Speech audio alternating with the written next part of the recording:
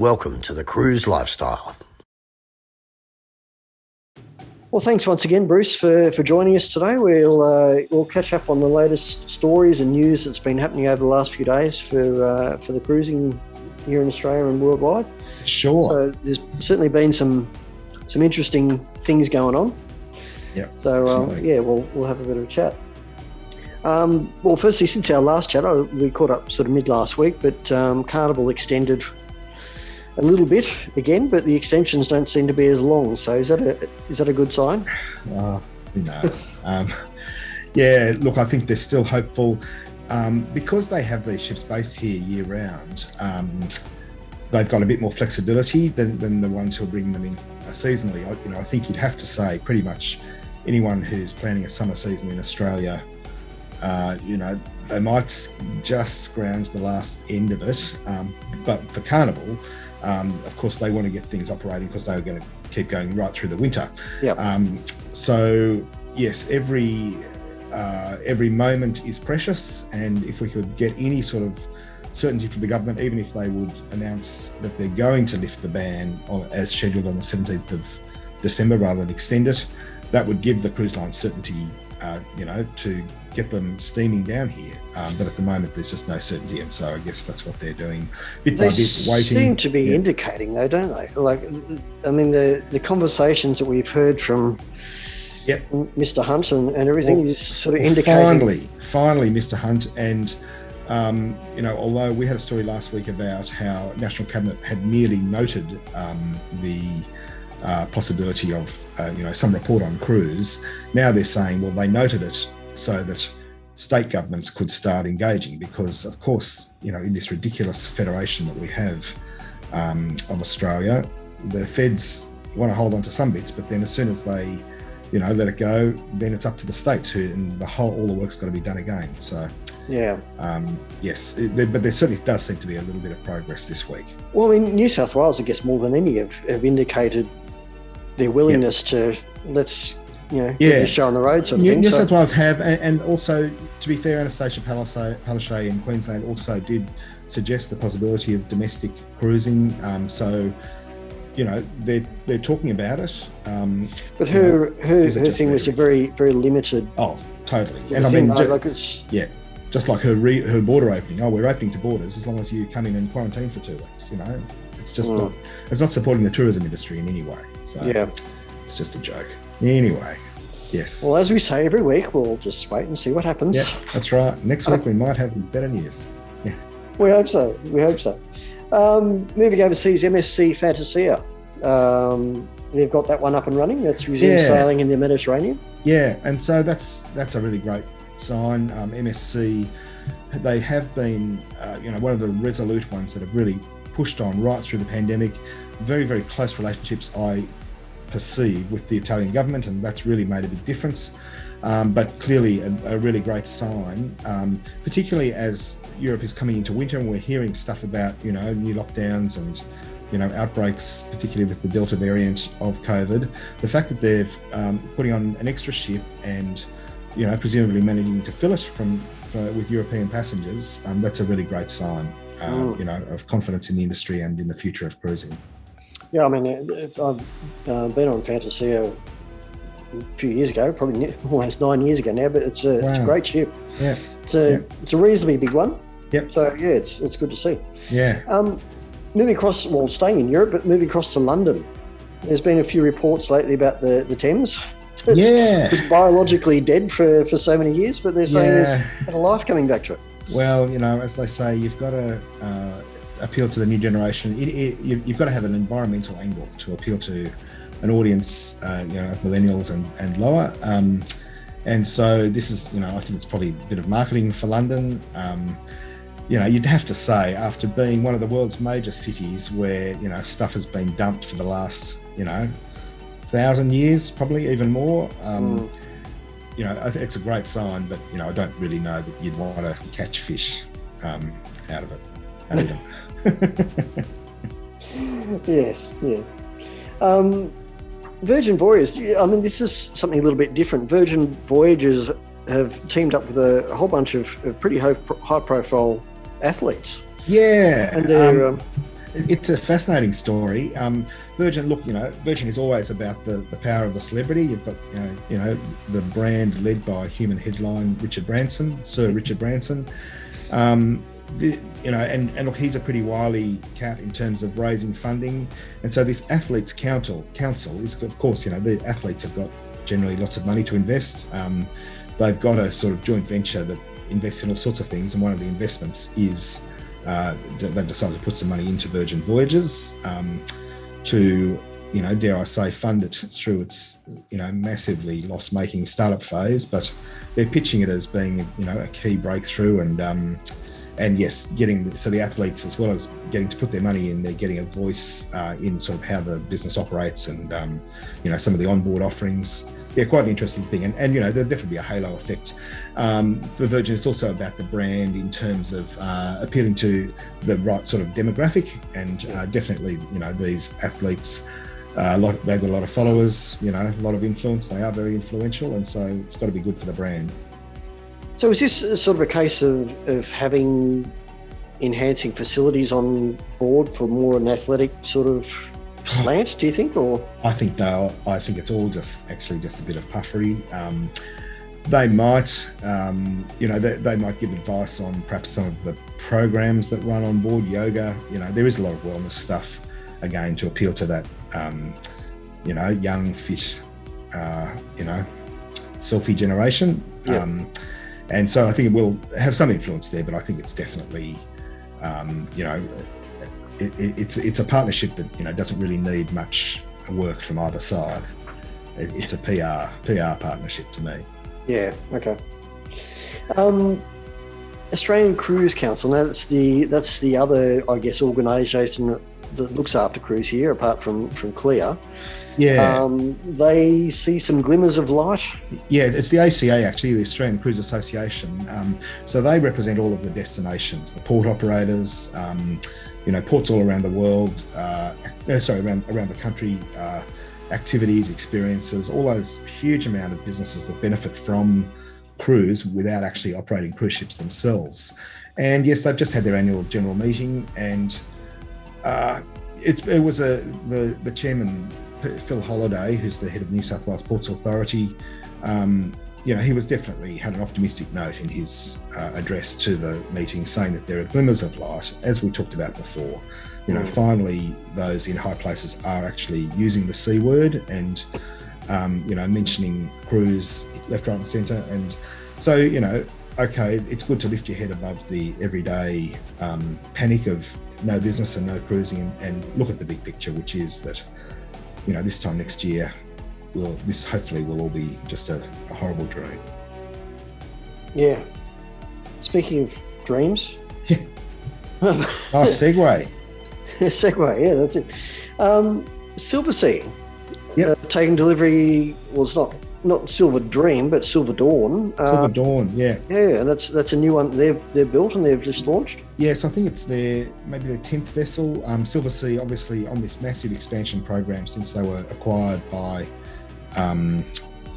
Royal Caribbean a couple of years ago, and they already had quite a big new build program going, and this has meant that they've been able to continue building these ships. And so Silver Dawn is the third one in a series. Silver Muse is the sort of the master of the series, followed by Silver Moon and now Silver Dawn.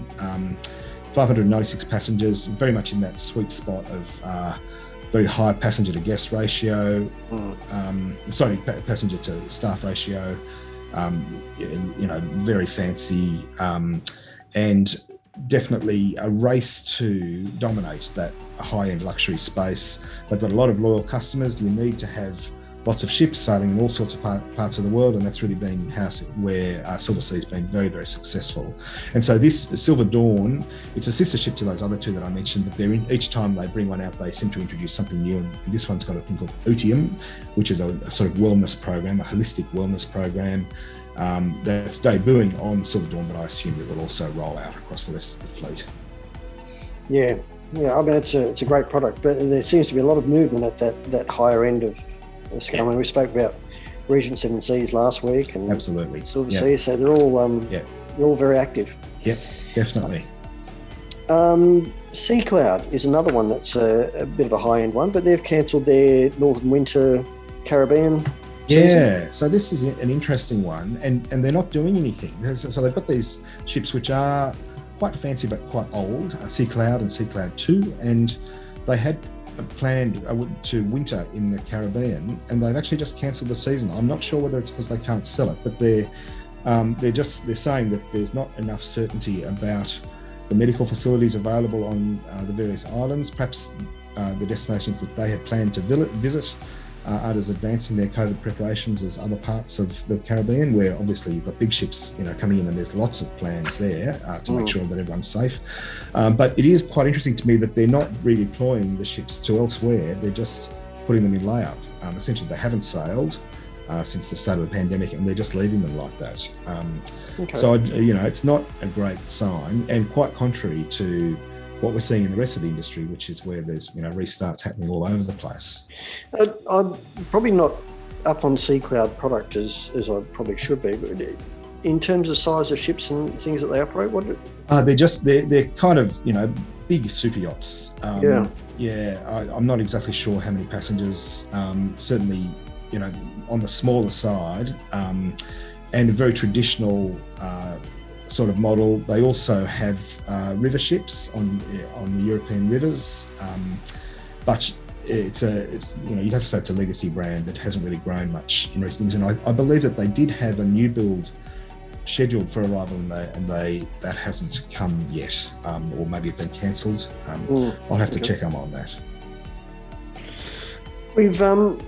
We've spoken about sustainability over the last couple of weeks, but Denmark's way of cleaning their beaches, it's a bit unusual. This is a bit of a funny one. Yes, it's a particular council area in Denmark, and they like to promote the fact that they've got really clean beaches, and they're not that clean generally because there's seaweed that washes up every time there's a high tide, i.e. twice a day. And so to maintain that pristine look, they've spent, I think the stories say, €150,000 this year on a bulldozer which goes along the sand twice a week and sort of scrapes the top layer off, which is great, and it's all just cosmetic. But sadly, at the same time, it's definitely picking up all the rubbish that people are dropping, and they're just, once they've scraped the beach, they drive into the ocean about 10 metres and open the scoop and dump it all straight back in, so it just washes straight back up. Seems to defeat the purpose, but anyway. Yes, it does. Yes, good for a selfie for about 5 minutes. But that's okay. You just got to pick the right time. Go in after the bulldozers, not before. That's right. Now we've had a lot of stories, I guess. Well, a lot of media last weekend, particularly about Greg Hunt talking about cruising. Cruising back before Christmas, but I mean, we've spoken about it before. It takes about 8 to 12 weeks to get a ship here. So we're looking likely at the moment around Easter or... Yeah, well, Easter is early March, and, that's school holidays, etc. So it just beggars belief that, I guess that, Hunt can say with a straight face, to think that he can snap his fingers and lift this ban and have cruising back by Christmas. If he really wanted cruising back by Christmas, he should have been thinking about that in August. But of course, at the time, absolutely no way. Anyway, it could happen, and let's hope that that positivity also means that at least there'll be some engagement from authorities in New Zealand as well, who, by all accounts, are very, very anti-cruise and haven't even, they won't even have a meeting with the New Zealand Cruise Association to talk about what might happen, if at some stage in the future cruising was to be re-allowed. So it's a bit of a concern for the industry because, Trans-Tasman itineraries, of course, are very key to the way that the business, operates. It's very popular, both with locals and Kiwis and people from, long-haul destinations. So we really need New Zealand to open up as well. So hopefully that's a good sign. Hopefully that will push them a little bit. Do you think the New Zealand authorities are looking to Australia for a lead on this? Absolutely. And just like Australian authorities are looking to overseas. And so every story that we can put out that has, stories about the success of restarts in other markets, definitely influences our very, very gun-shy, cautious bureaucrats and politicians. Well, talking about restarts, Dream Cruises, we spoke last week, they celebrated the fact they've been up and running for 12 months out of Singapore, but they've been operating 100 days. They reached that milestone out of Hong Kong. Absolutely. 100 days out of Hong Kong with safe sailing. And also Norwegian Cruise Line this week said they've now got more than half of their fleet back in service. There are successful restarts in about 80 countries around the world are now welcoming cruise ships once again. And nearly 4 million people have cruised safely since the pandemic started to be under control. It's showing how quickly it is sort of up and running, because something about a month ago we talked about 3 million people. Exactly. Yep. And now we're already up to 4 million. Yep. So and just on that Dream Cruise, 65,000 over that 100 days, 65,000 Hong Kong citizens have cruised in Hong Kong quite safely. The big numbers. Yeah, absolutely. Now we're talking, the last few weeks, been talking about Antarctica quite a bit, but it looks like Penang are going to be the first ones there. Yeah, well, they have been. They've already gone. They've had their first trip, which have just come back 2 weeks.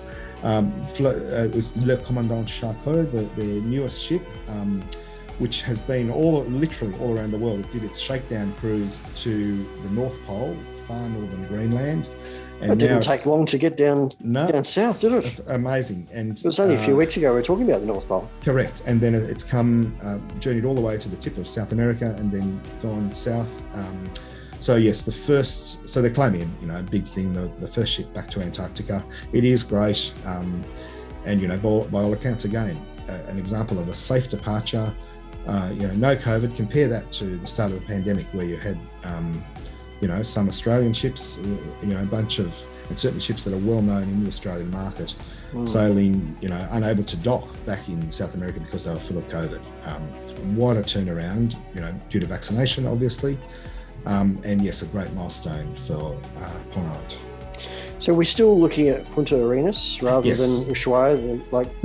That's what basically, I think Ushuaia may have opened up now, or certainly given a date for opening up, but again, the lead times, Punta Arenas was in there first with a plan and the ability to manage the ships, and so anyone who was going to deploy early, like Ponant has done, they're all going out of Punta Arenas. So that'll be good news for that port. Another Antarctic story, Heritage Expeditions for New Zealand have announced a bit of a bucket list shore excursion. They have. This is up in the far Arctic, and it's a really interesting one. I can't remember the island, but basically you head off from Nome, Alaska, and head towards the Arctic Circle, and on the way, they call it this place. It's full of polar bear dens, amazing wildlife, and there are rangers there. 5 passengers get off and actually live on the island for 5 days with the rangers. It just sounds amazing, and I can't believe it. And this place, it's well known also because it's one of the last places that the woolly mammoth was ever seen. It was called Wrangel Island, Wrangel. I've never heard of it, but obviously very remote, and what a unique experience. Quite incredible. Yeah, it'd be awesome. I don't know what the dollars would be on it, but it would be a once in a lifetime thing, wouldn't it? I'll try and find out. Now, Celebrity have released details of their repositioning when Celebrity Edge comes to Australia. It's 52 nights. Yeah, 52 Rome nights. Through to Sydney. Yeah, from Rome. I think it's in October 2023, and sailing all the way through. But you can do the full trip, and my understanding is that it's selling pretty well. The full segment, like a lot of these bucket list cruises at the moment, where people have been sitting on their their funds, unable to travel for a few years due to the pandemic. But you can also buy it in, I think there's 4 segment cruises. And that'll be a really interesting voyage. Well, yeah, it would. The ship itself is just such an amazing technological marvel that we haven't seen before. So there's quite a groundswell on that one, I think. And obviously it'll create a huge amount of anticipation for that actual local deployment of that ship, which in 2024, it'll be here for the summer. And so, yes, we'll be able to look around the coast and see that amazing technological marvel. Yeah, I know that I think some of the cruises are pretty well booked. Waitlist only almost sort of situation. So, it'd be a good one. I haven't put my hat in the ring though, unfortunately. You never know. I think it's about 50K for the full thing. Which is not bad, because I mean, it's value, really a lot more inclusive than they were in terms of absolutely what you get for your fare and things. Totally. Yeah. Lindbergh, we've been talking about sustainability the last few weeks. Has been a topic of conversation that we've had. They've released a cruise sustainability guide. Yes, look, a blatant attempt to push their own environmental credentials. I think it's 5 questions you should ask your tour company or your travel advisor about the cruising, offer that you do. And I guess, they're trying to highlight their environmental credentials. And yes, but it is interesting, definitely on the agenda. This is a free guide, and I think it talks about, reducing single-use plastics, fuel, carbon emissions, serving local communities, all that good stuff that we hear about. And definitely it's, I guess competition in this space is a really good thing. Better than competition on price. Better to have people competing to show their best environmental credentials, to save the planet and make the industry, sustainable long term. Yeah, it's a good thing for everyone. Yeah. The Australian Chamber of Commerce and Industry has joined the chorus of people petitioning the government, as it were, to get cruising up and running, but they've put their hat in the ring as well. They're not necessarily a cruise association, but they're they're a business association. They're kind of the peak body representing all chambers of commerce and business groups all across the country. Cato's part of it, AFTA's part of it, I think Claire's part of it, and so it is good to see. Again, I think that these organisations, they always sniff the wind, and the fact that they're putting out a statement potentially also means that they can turn around, they're feeling that it is imminent, and they'll be able to then turn around and say, hey, because we added our voice, it got across the line. That's my cynical political, but it is good to see, and again, stressing that angle that we need a decision right now. You can't just turn this tap on. We need a decision right now for all those thousands and thousands of jobs that the cruising industry supports in the local market. Yeah, I mean, it's as you said, the more that's out there, the better for everyone. So absolutely. Last of all, we'll cover Azamara, another world cruise where has been announced. So Azamara has thrown their hat in the ring for a world cruise. Yeah, and this sounds amazing. It's 5 months or 155 days, I think they're saying. And it's going to visit more than 40 countries, and it's on their new ship. They've got a big naming ceremony for Azamara Onward. For our viewers who are familiar with the brand, it used to be part of Royal Caribbean, but I think maybe 6 months ago, a mid-pandemic deal became bought by private equity, and so it's its own separate brand, and at the same time, continuing their plans for expansion. And so they've got this Azamara Onward. So I think they'll end up, by then they'll have four ships. Now, am I right in saying that Azamara Onward is the old Pacific Princess? I believe so, yes. Yeah. So it'll obviously have undergone a major refit. Anyway, yes, this journey is, it's basically the idea, they're pitching it as, tick off all of your bucket lists in one trip. It visits the 7 wonders of the world. You can do a 6-night shore excursion into Rio de Janeiro. So it's not just coastal stuff. When they're in Australia, I think there's a stay on an island in the Great Barrier Reef. They go to the Black Sea, the Galapagos, the Taj Mahal, and in line with the branding, they have these things called as amazing evenings, where they do a big activity on shore with all of the passengers and some local celebrity or performer. So yes, quite an amazing journey. You can't buy it at the moment unless you're a member of their loyalty program, but it does open to the public on the 7th of December. And I think it's leaving from Florida, Fort Lauderdale, in January 2024. So, if you book it now, you have a long time to anticipate it.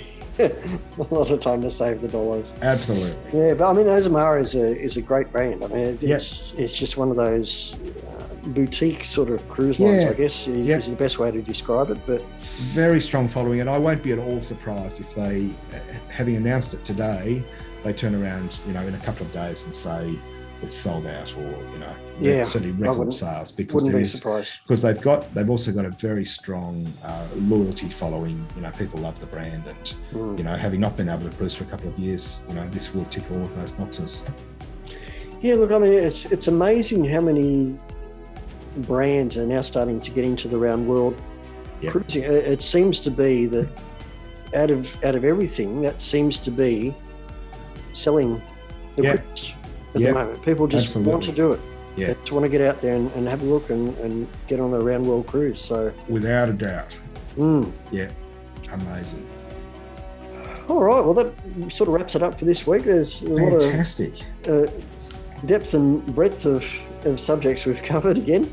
Always a lot of news happening in cruise. But it seems to be general, a lot more positive.